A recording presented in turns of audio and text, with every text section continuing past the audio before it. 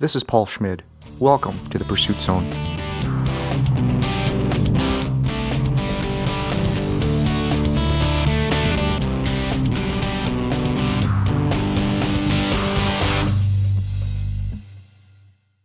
At the beginning of 2010, my next guest left her life as an occupational therapist in the United States and found herself as a lonely housewife in Lima, Peru. But it didn't take long to overcome the fear of a foreign city, catcalling men, and wild street dogs to become a marathon runner, a cook, an English teacher, and a social media marketing manager. Danielle Krautmann, welcome to the Pursuit Zone. Thank you. Danielle, give me a little bit of background of how you ended up in Lima, Peru. Okay. Well, the story's actually pretty easy. I got married in October of 2009, and soon after that, my husband had been, he's a geotechnical engineer, and he had been making trips down to Peru for work. His company offered him a position down here, and, other than my job, which was important, but, we were young and had this opportunity, and it seemed like a great chance to learn Spanish and learn about a different culture. And so it didn't, we got the opportunity and just said yes right away and went for it. Tell me a little about your job as an occupational therapist. Okay.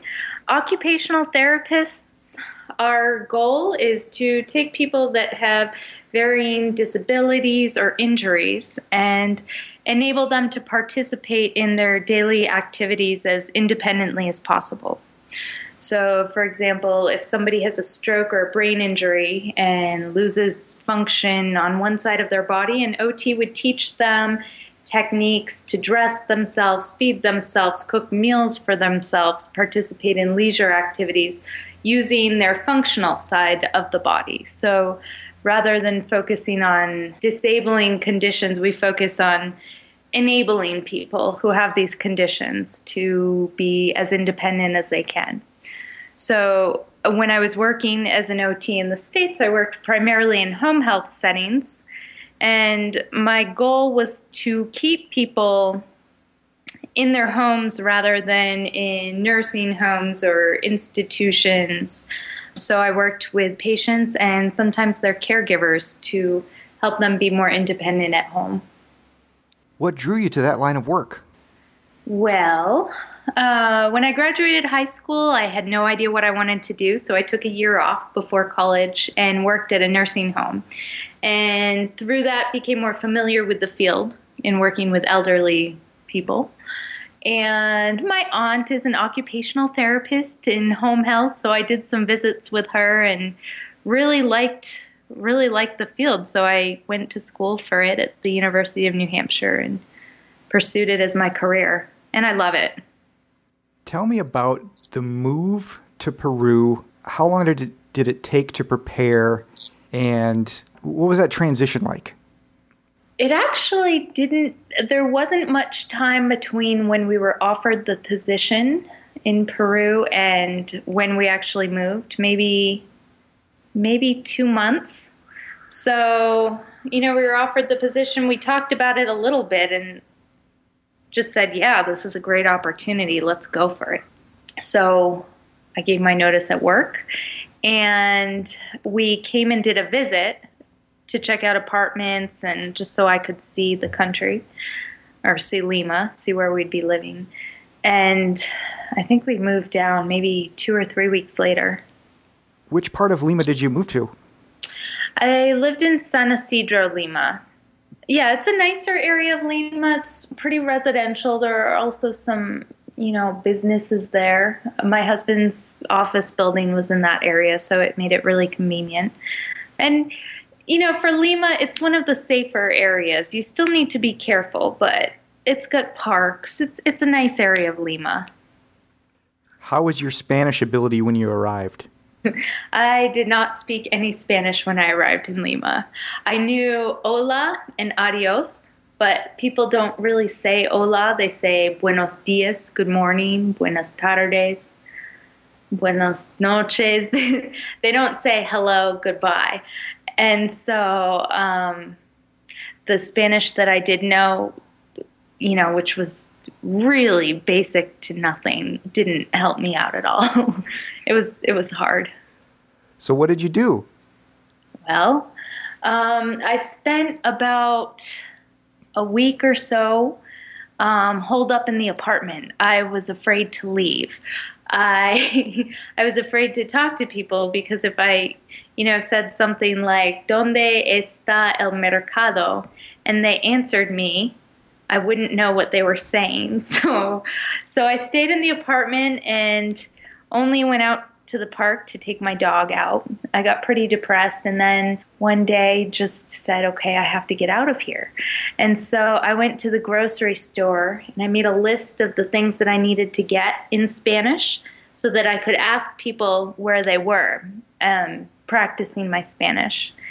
I had no idea. I couldn't understand their answers, but it was, it got me out and got me using a little bit of Spanish with very poor pronunciation. I also took classes for my first 3 months in Lima. I took classes which were 5 days a week, and that helped me get the basic Spanish. I've been researching these immersion schools, and I've often thought about taking some time off to go down and do this immersion school thing. So I'm curious about what's your opinion, what's your experience, how do they work? Do you think they're worth it? Well, honestly, I didn't do immersion schools. I did these. It was like classes in a classroom, and I wouldn't call that immersion. I would call my experience immersion. But the classes were good for giving me the very basics, greetings, the structure of the language, the pronunciation.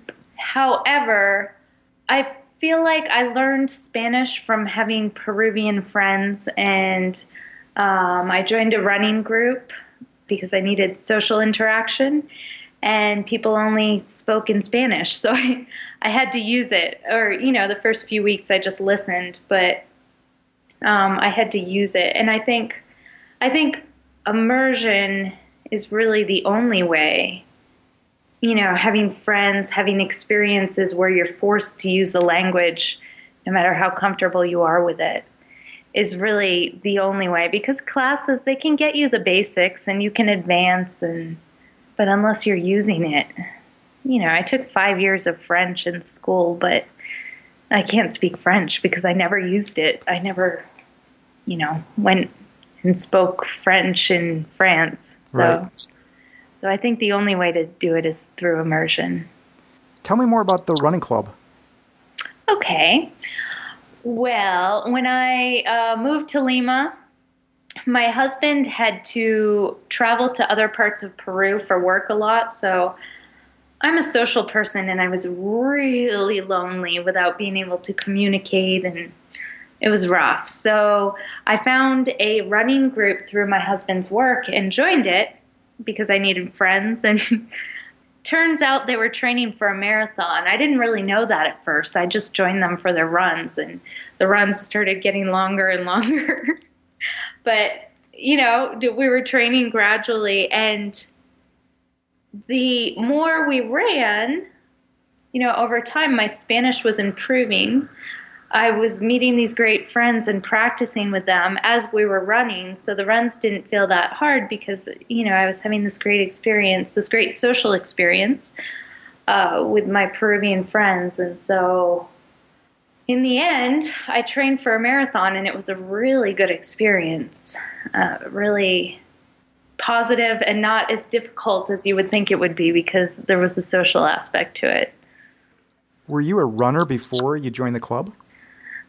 I was not a marathon runner. I enjoyed running, but I don't think I would have defined myself as a runner as I might now.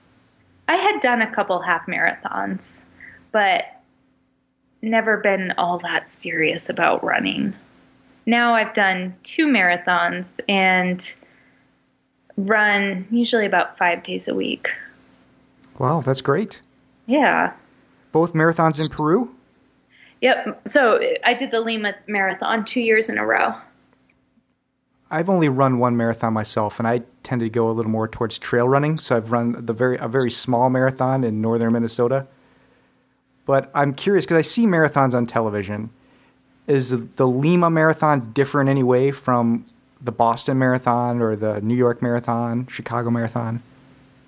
Well, I think city marathons are really nice because it's like a tour of the city. And if you do it in the city in which you live, it's kind of a nice way to appreciate that place. So I really enjoyed it because I ran the Lima Marathon my first year in Peru, and I could hear the things that Peruvians yell to encourage runners, which are different than the things that, they yell in the States because it's in Spanish. And it was like a nice tour of the city that I lived in, running through it in that way. So it was great.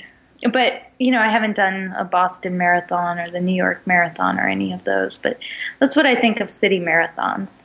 So how many people run in the Lima Marathon? The 2 years I did it, it was smaller the second year because they did, for some reason, 2 marathons in Lima that year. One was run by Adidas and the other one by Nike. They're big competing companies here. So I did the Adidas marathon. But they call it a marathon here if it's 10K or a half marathon or a full marathon. It's always called a marathon. Okay. So about 10,000 people ran it the first year, but I don't know what their distances were because if they were there, they said they were running the marathon. But I ran the full marathon distance. That's a lot of people. Yeah, it's a good number. Do you have any culture shock when you first moved to Peru? Yes, everything was culture shock. Every little bit about it. I moved down to Peru thinking that it would be such a great experience and so exciting. And the first month or so was really exciting. I was blogging and I was writing just about every day about everything that was different and everything that was new. But after about a month, reality started to kick in. And it got a little frustrating, I started to feel a little homesick. I started to realize that I wasn't going to learn Spanish in, a few months and be able to communicate comfortably. The differences between the two countries started to get really, really frustrating. And, culture shock has been broken down into 3 different stages. There's the honeymoon stage where everything's new and exciting. The frustration stage where reality kicks in and it can get a little rough. You start to resent the differences between your own country and the host country. I'll tell you an example. One of the things that really got to me was every time I would leave the apartment, every man I walked by made kissing noises at me. And I would get so frustrated. At first, it made me feel really cute and interesting. And then I realized everyone did it. And, I wanted to punch their lights out. And then, the third stage of culture shock is called the acclimation stage. And this is usually when you start to feel fairly comfortable in your host country.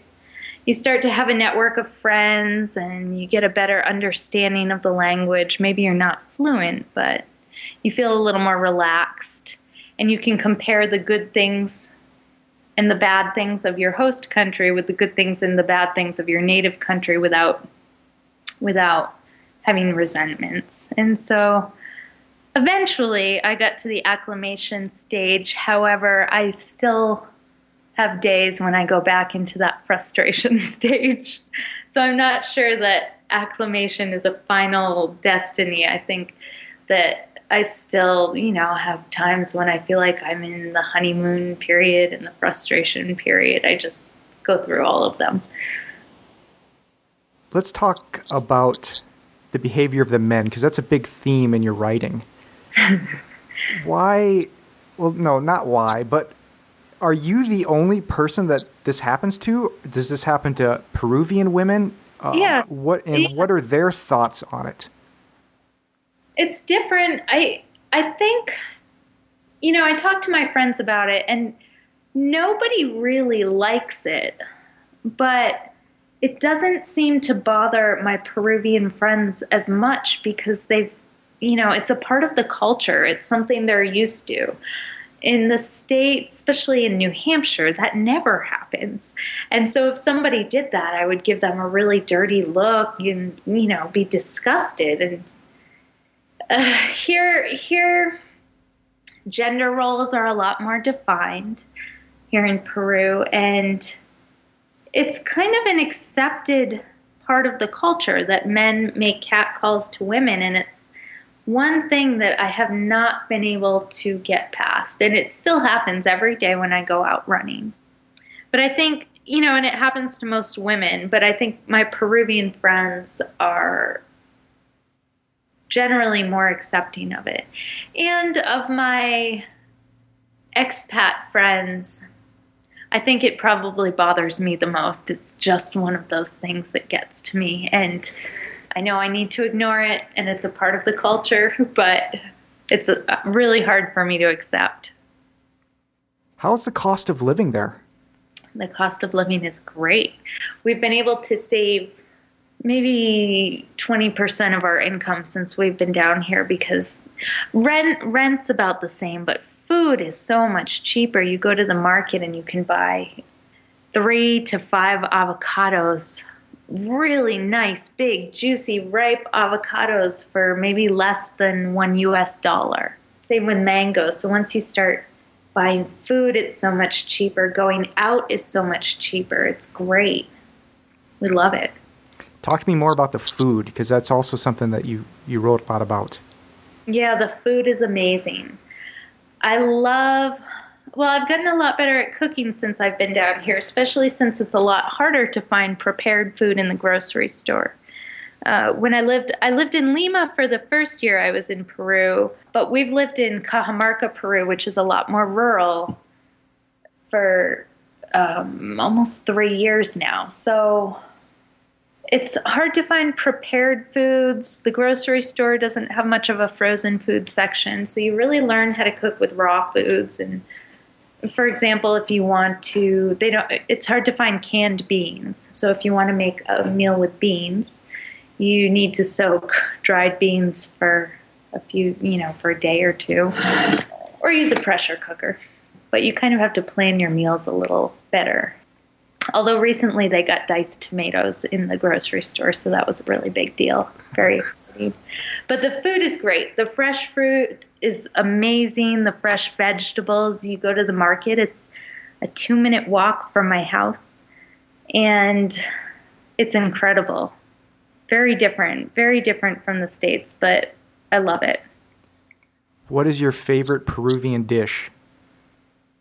It depends on the day and the climate, but on a hot summer day in Lima, the best meal is ceviche, which is cut up raw white fish in a lime sauce with onions and usually some spicy pepper called ají. So, ceviche and a beer on a hot day is great. And I also really love something called taku taku. That's a food that's from the jungle regions of Peru. And it's ground up beans and rice with some spices like paprika. And it's made into kind of a oval-shaped patty and then fried. It's really good. It's not very healthy, but it's great. Very tasty. You mentioned the weather. How is it down there? The weather varies a lot depending on where you are. In Lima, they have a summer that lasts about 3 months or 4 months where it's beautiful and sunny. And maybe 70s or 80s. The rest of the year, there is a cloud that sits over Lima, so it can get really depressing. And it doesn't get cold, but it's not warm. And it's just a little depressing to be in a cloud most of the time. Where I live now in Cajamarca, Peru, it's up in the mountains, so it's a little colder. It can get down to 40 degrees at night. It doesn't snow. And We don't have seasons. That's one thing that I miss a lot about the States. We have just a wet season and a dry season. So in the wet season, it rains more. And the dry season, it doesn't. And everything gets yellow. What's your altitude there? I live around 9,000 feet. I'm curious, do you have to take any special precautions with sunscreen for the solar radiation at that altitude? Yeah, I always wear sunscreen. Always, because the sun's really, really strong. And actually, you get burnt if you don't. Even if you go out for an hour, if the sun's out and there aren't any clouds, you would get burnt pretty quickly. The sun's strong here. Another great thing about the altitude, the second year that I ran the Lima Marathon, I trained while I was here in Cajamarca. And so when you train at a high altitude, it makes it really easy to run at sea level. So I trained for the run here and went down to sea level and ran it and felt great the whole time. That's a big advantage. Danielle, tell me about the jungle gig. Okay, well, when I was in Lima, I was bored a lot. My husband was working all day and sometimes traveling, and so I was sitting around in the apartment pretty bored. Most of my friends worked, but my Spanish didn't feel good enough to get a job. So I was surfing around on the internet looking for things to do and found some advertisement on some website. There was a company called Rainforest Expeditions, and they were looking for someone to start a Facebook page for them. And it was a volunteer position. But I thought, whatever, I'll start a Facebook page for a tourism company. Cool. So I met with someone, and it was a volunteer position, but it included sending me down to the jungle, to Puerto Maldonado, where they had these 3 rainforest lodges, ecotourism lodges. So fairly rustic along the Tambopata River. And they sent me down to learn about the lodges and learn about the jungle and start a Facebook page for them. So I did. I went, and it was awesome. And so I started their Facebook page and started getting into social media marketing, which I didn't really know anything about. I did that for them for about 3 or 4 months and then realized that I was putting a lot of time into it. So I asked them to pay me, and they said, okay. So it turned into a part-time job, and I would make trips down there 3 or 4 times a year and go to the lodges and gather content for their Facebook page, their website, their blog, their Twitter. And it was great. I actually still do a little work for them, but online now. I have a daughter. I had a daughter last year. She's 7 months now. And so it makes it a lot harder for me to take trips to the Peruvian rainforest. Well, that sounds like a sweet gig. Yeah, it's great. I love it. Tell me about your daughter. Tell me about how having a child is in Peru, and tell me about parenting in Peru. First, I'll tell you about pregnancy in Peru. We're going to have a lot of P's here. Pregnancy in Peru and the preferential or priority law. What this means is if you are pregnant, if you have a small child, or if you have a disability or elderly, they have a special line for you. And this is really meaningful in Peru because lines are always long and they always move very slowly. But when you're pregnant, you have your own special line, and people usually push you right to the front of that special line. And so you're in and out of banks, grocery stores, the airport, much faster. It's great. Also, Peru is really family-oriented. Peruvians are a very family-oriented culture. So as soon as I got pregnant and told my neighbors and told my friends, I felt very embraced by Peruvians that were in my life. This carried over when, we went to Lima 2 weeks before my daughter was born. one of my husband's bosses gave us his apartment to live in while we were in Lima. When I went to the hospital to have the baby, we had tons of visitors. I think that's different from the States. I'm not really sure, because some people visited that I didn't even know, but people that worked with my husband or friends of friends or family of friends, everybody came to the hospital to see my baby and hold my baby, and I was recovering from a C-section. So it was a little overwhelming for me.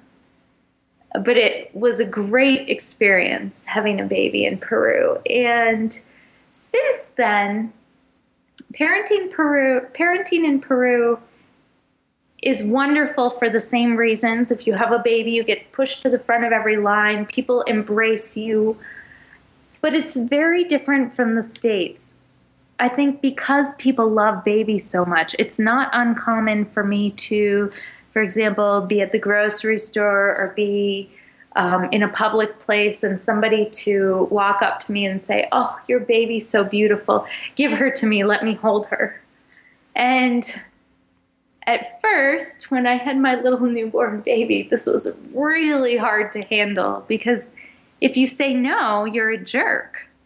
Yeah, but you don't really want to give your newborn baby to strangers. You don't know if they've washed their hands. You don't know if you can trust them.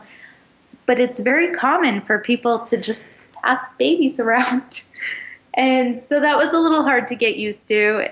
Also, where I live now, it's a very rural community in Peru, and there are not a lot of foreigners that live here. My baby, who is very white and still at 7 months, has very little hair, which I think is pretty normal in the States. Most Peruvian babies are born with huge heads of hair. Their heads are filled with hair. So everybody sees my baby and says she looks like a doll, because the only babies they see without hair are baby dolls. And so they say, "Oh, look at your baby. She's like a doll. Give her to me to hold." And when I go out in public with my daughter, a lot of people look at me, a lot of people approach me. I'm pretty used to it at this point. But sometimes you feel like a little bit of a spectacle. And so, it can still be a little challenging some days when you don't want to be a spectacle or you don't want to pass your baby around. Danielle, does going out with your baby change the catcalling behavior? No, it doesn't. I was just thinking about that today. I took her out for a walk in the stroller and still got comments. I guess it doesn't matter. Okay, so you've been living in Lima now, in Peru for about 3.5 years? Yep. Yeah, we moved in January of 2010, so around 3.5 years. So how has your Spanish ability progressed? At this point, I feel very comfortable with Spanish. I have a lot of Peruvian friends, and I feel comfortable. I don't really have to think when I'm speaking. I think there are two ways to describe how you speak a foreign language, and one of them is fluent, and one of them is fluid. Here they use the word fluid. They don't have a word for fluent. I think fluent means that fluent is what I am. You can speak the language, you can speak the different tenses, and fluid is more flowing, and I'm not sure I'm there yet. People would still know I'm a foreigner. I can't pronounce the language as beautifully as a native Spanish speaker, but I feel very comfortable with the tenses, and I never have to think too hard when I'm speaking. Tell me about the expat community in Cajamarca. Well, when I first moved to Cajamarca is very different from Lima. Lima's a big city. I'm not a city person, nor is my husband. So when his work offered us, option to move to Cajamarca after we'd lived in Peru for a year, we took it immediately because Cajamarca is rural. There are mountains everywhere. It's beautiful. The expat community is very small. There are not a lot of foreigners. When you leave the house, people look at you. A lot of people will say, will say, the word gringo here is not a negative term. People call anybody who's from another country a gringo. Even when my friend comes to visit from Lima, she's Peruvian, and to me looks Peruvian, but they call her a gringo because she's dressed in modern clothes. So the expat community is very small. And when I first moved here, I really kind of kept away from it. I didn't want to be a part of it because I felt like it was part of the experience to only be friends with Peruvians and only speak Spanish and, become a part of the community in which I lived. However, it can be a little tough being one of the only gringos. You walk around and people say, "Gringuita, wait a minute. I'm going to run into my house and get my kids so they can look at you." And so I've since found some of my best friends in the expat community, and it's become a great support for me being here more long term. At first you want to be a part of the culture, and I think I have a lot of Peruvian friends, and I am a part of the culture, or a part of my community, but it's also really nice to have people that I can get together with and speak English and, that share some of the same values as I do. Tell me the story of how Mundo Maravilloso came about. Okay, Mundo Maravilloso is an English school that I started with my friend Shannon. Shannon I met, she came here for a year for a Fulbright scholarship. And I met her because she was another gringo in town, or gringa in town. And I had been kind of teaching the kids in my neighborhood English informally, just little conversations in the street. Everybody would come out into the street around 5 o'clock and play soccer and visit with each other. So I would speak a little English to them. Shannon was here, and she was wanting to work with a more disadvantaged population. She was teaching classes at the university and just didn't really feel fulfilled. And there is a lot of poverty right in my neighborhood throughout Peru, really. And so these kids that lived in my street were pretty poor. And so I said, "Hey, let's just start a school. Let's just start an English school." And so we did. We told all my neighbors, we're going to start an English school. It's going to be at 4 o'clock, Tuesdays and Thursdays, in the street. Anyone who wants to learn English can come. So people took their kids. We started teaching English lessons, and afterwards we would play soccer with them for a little while. That got the kids to come. They really wanted to play soccer with us. So they'd come for the English lessons, but really to play soccer afterwards. And since then, Shannon's left. I went on a break for a little while because of having my daughter, but we're starting back up in July, so it'll be nice to go back to that. The school is great. Really nice kids, really appreciative. Are you still in the street? No, we moved to a little more of a secure area of town, a little closer to the downtown. When I was pregnant, just felt a little safer. It's not like a gated community or anything, but it's just a little more protected area. Are you the only teacher? Now I am. So how many students show up? How do you deal with that? Are there lots of them? How do you maintain order? Yeah, that's pretty hard, actually, because the way the schools here work is you've got about 50 kids in a classroom with one teacher, and if you go past a school, all you hear is screaming. These are the public schools I'm referring to. All you hear is screaming. So it took a long time to get the kids to this point where we would say, okay, when my hand is up, no talking. It took a long time to get to that point. And they still have kind of a hard time with that. But I think it's hard to maintain order with kids anyway. when you've got a bunch of kids. But structure is good. Having really engaging activities is good.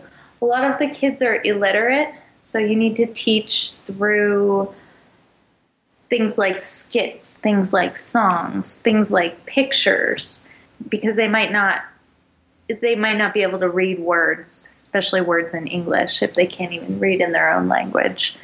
So it's a lot of energy, a lot of games. It's actually really fun.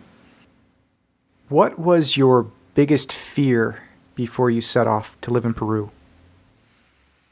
My biggest fear was leaving my career, which I am still very passionate about, was leaving my career behind and going from becoming a very independent woman to becoming dependent in every sense of the word on my husband for money, for communication, because when we came, he spoke Spanish and I didn't, for friends, for everything. And that was my biggest fear. And I think ultimately that was the hardest part of the move. Although when I still really miss my career, but when I think about it now, while I love being an occupational therapist, before I moved to Peru, I might have only defined myself by that job and might not have known about what other things I'm capable of. And living in Peru, my experience here has taught me that I have a lot of other ways I can define myself and a lot of other things that I can do and that I'm good at. So ultimately, it worked out, taking a break from my career, but that was my biggest fear before moving down. So if you had it to do all over again, would you still do it? Depends what day you ask me. No, I would definitely still do it again. Definitely. What do Peruvians think is the oddest American, I'll just say, or I shouldn't say American, I should say U.S. behavior? I am so glad you asked this because I have been asking my friends. It's such a great question. And I've had a couple good answers, but one of the best answers, I think, was that Americans are so punctual. They think that is so strange that if they have a party and they say come at 8, the gringos always show up at 8 o'clock. Peruvians might show up at 9:30 or 10. So Peruvians are generally not punctual at all, and that's a part of the culture. You just wouldn't show up to a party when it is supposed to start. So my favorite story is my husband and I were invited to a party which was supposed to start at 8, so we went at 8:15. Not only were none of the guests there, but the hosts weren't even there yet. And so punctuality they thought was a very strange behavior. I asked my maid, and she thinks that exercise and that we exercise and eat healthy is very strange. You know, why wouldn't we just eat rice and potatoes and not exercise? That's a lot easier. And another thing that they think is strange about how we take care of our children, they tend to really bundle up their babies here, even on a hot day, and lots of layers and blankets. You can never even see the baby. And we don't do that. Everybody tells us our babies are cold and they're going to freeze to death. It makes you feel like a bad parent, even if your baby's wearing a hat and sweater. If you don't have 10 blankets around them, people will say, oh no, your baby's cold. She's going to freeze. So they do it because they think the baby's cold. Yes, because, you know, we live in the mountains and they consider it cold. I'm from New Hampshire, so I think it's really warm here. And I think my baby's too hot a lot of times. So they think it's strange that we don't wrap up our babies as much as they do. And I had one more strange thing, which is that my dog is allowed inside the house. They think that's strange. They think that dogs are outdoor animals. I could understand that. Yeah. What is your favorite part of Peru and your least favorite part? Honestly, my favorite part is my least favorite part. So the best thing about living in Peru, especially where I live now, is learning this very different culture. And really, through my friends and my friends' families, being embraced by that culture and being able to be a part of it. Because Peruvians are very welcoming, very friendly, welcoming culture. But this is also the hardest part of living in Peru, living in another culture. Things are different. Everything's different. Every time, it took me 3 months to get a driver's license here.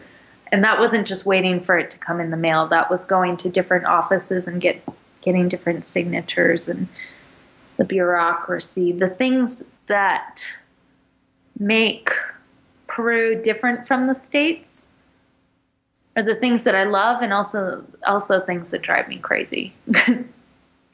When I was reading through your blog, the one thing that stood out to me was that story of, and I don't remember it exactly, but like you wanted to pay your electric bill, so you have to go stand in line at the building that houses the electric company. I thought, that's crazy. You can't just log into a website and just pay the bill?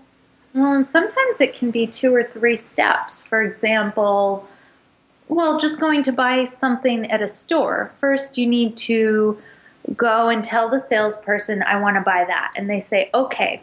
And so then they get somebody else, and this somebody else has to write up a ticket. And then you take a ticket to a different area of the store, pay the ticket, and get a receipt. And then you take this receipt to another person, which hopefully your item has traveled to this person. And they take that receipt and they stamp the receipt. And then they can give you your purchase. So it's a lot more complicated than I think it needs to be. But most of the time, Peruvians might not even think twice about that because that's just how they do things. So it's not really my place to come here and say they could do it better because it works fine for them. It just is really annoying to me. Well, Danielle, what's next for you? Well, recently I went to an occupational therapy conference in the States, and I was lucky enough to be invited on a trip to Ecuador. The trip leaders that I spoke with really liked some of my views on working and living in a different culture and invited me to come as a mentor on this trip. They're taking 20 students from St. Catherine's University and Boston University, occupational therapy students.